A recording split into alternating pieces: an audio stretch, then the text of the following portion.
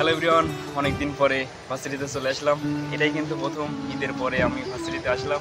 তবে আজকে ভার্সিটিতে আসার মূল উদ্দেশ্য কিন্তু ক্লাস করা নয়, কারণ আমাদের ফুড ইঞ্জিনিয়ারিং ডিপার্টমেন্টে একটা ন্যাশনাল কনফারেন্স অনুষ্ঠিত হচ্ছে।